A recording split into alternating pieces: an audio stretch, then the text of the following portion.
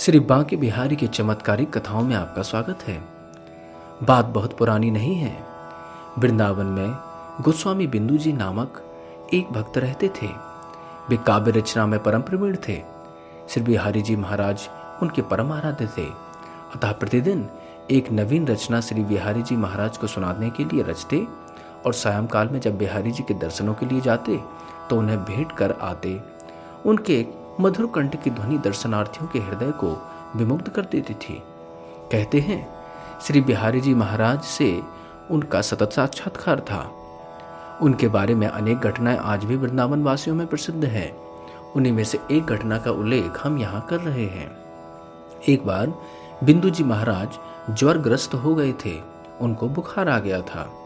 कई दिनों तक कपकपी देकर ज्वर आता रहा। उनके शिष्यगण उनकी सेवा में लगे थे। वृंदावन में उस समय श्री श्रवणलाल वैद्य आयुर्वेद के अत्यंत प्रतिष्ठा ज्ञाता थे। उनकी औषधि से बिंदु जी महाराज का ज्वर 3-4 दिनों के बाद कुछ हल्का पड़ा। बिंदु जी के शिष्यों ने श्री बिहारी जी की श्रृंगार आरती से लौटकर चरणामृत तथा तुलसी अपने गुरुदेव बिंदु जी को दिया। बिंदु जी कहने लगे, अरे किशोरी लाल, आज सांझ को बिहारी जी के दर्शन करवे चलेंगे। वह बोला, पर महाराज आपको तो कमजोरी है बहुत ज्यादा, आप कैसे चल पाओगे। किशोरी लाल ने अपनी शंका प्रकट की। गुरुजी बोले, अरे कुछ ना भयो, गुरु को देखत ठाकुर को देखत कई दिन है गए, या लिए आज तो जरूर ही जाएंगे। ठीक है गुरुदेव, जो आज्ञा, कहकर किशोरी लाल अन्य कार्यों में व्यस्त हो गया। परंतु बिंदु जी अचानक बेचैन हो उठे। आज तक कभी ऐसा नहीं हुआ जब बिंदु जी बिहारी जी के दर्शन करने गए हों और उन्होंने कोई नई स्वरचित काव्य रचना अर्पित ना की हो। आज उनके पास कोई रचना नहीं थी।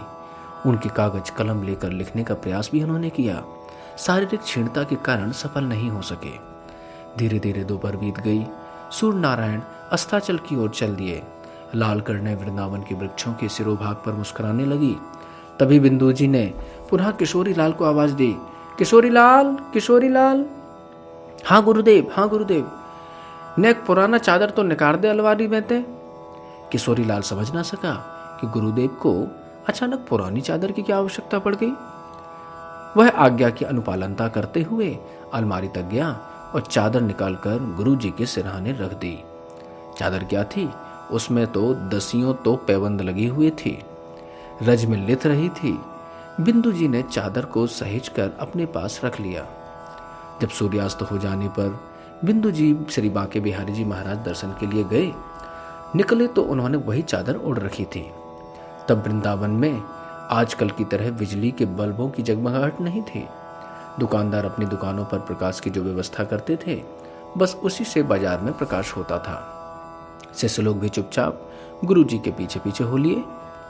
श्री बिहारी महाराज के मंदिर में घुसकर बिंदु जी ने किशोरी लाल का सहारा लेकर जगमोहन की सीढ़ियां चढ़ी और श्री बिहारी जी महाराज की दाहिनी ओर वाले कटघरे के सहारे द्वार से लगाकर दर्शन करने लगे। वे जितनी देर वहां खड़े रहे, उनकी दोनों आंखों से अश्रु की धारा अविरल रूप से प्रवाहित होती रही। आज कोई रचना तो थी नहीं जिसे बिहारी जी को सुनाते, अतः चुपचाप दर्शन करते रहे। काफी समय बीतने के बाद उन्होंने वहां से हटाने की इच्छा से कटघरे पर सिर टिकाकर दंडवत की। एक बार फिर अपने प्राण प्यारे को जी भर देखा और जैसे ही कटघरे से उतरने लगे तो नूपुरों की ध्वनि ने उनके पैरों को रोक दिया। जो कुछ उन्होंने देखा वह बहुत ही अद्भुत था। निज महल के सिंहासन से उतरकर श्री बिहारी जी महाराज उनके सामने आ खड़े हुए। क्यों, आज ना सुनाएगो अपनी कविता? इस तरीके से बिहारी जी हमारे ब्रजभाषा में बोले। अक्षर अक्षर जैसे पग रग में पगा हुआ था। खनखनकती सी मधुर ध्वनि आवाज उनके कर्णकुहरों में टकराई। उन्होंने देखा ठाकुर जी ने उनकी चादर का छोर अपने हाथ में ले रखा है। ठाकुर जी कह रहे हैं, सुनाओ ना, सुनाओ ना।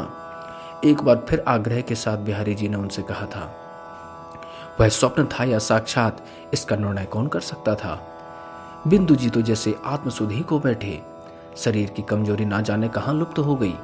वे पुनः कटघरे का सहारे लेकर खड़े हो गए। आंखों से आंसू की धारा, गदगद हृदय, पुलकित देह जैसे आनंद का महासोत प्रकट हो गया। बिंदु जी की कंठध्वनि ने अचानक सबका ध्यान अपनी ओर खींचा। लोग कभी उनकी तरफ देखते तो कभी उनकी चादर की ओर, किंतु श्री बिंदु थे कि श्री बांके बिहारी जी की ओर अपलक दृष्टि से देखे जा रहे थे। मंदिर के जगमोहन में उनके भजन की गूंज के सिवाय और कोई शब्द सुनाई नहीं दे रहा था। बिंदु जी देर तक गाते रहे। कृपा की ना होती तो आदत तुम्हारी, तो सुनी ही रहती अदालत तुम्हारी। गरीबों के दिल में जगह तुम न पाते, तो किस दिल में होती हिफाजत तुम्हारी। इस प्रकार से स्वरचित कविता बिंदु जी बिहारी जी के यशोगान में गाते रहे। कैसे दिव्य कथा है ये बिहारी जी की, कि जो बिंदु जी को अपनी ओर आकर्षित किए, और आज तो स्वयं ही उन्होंने बिंदु जी को कविता सुनाने के लिए इतना प्रेरित किया। श्री बांके बिहारी लाल की जय। हरे कृष्णा।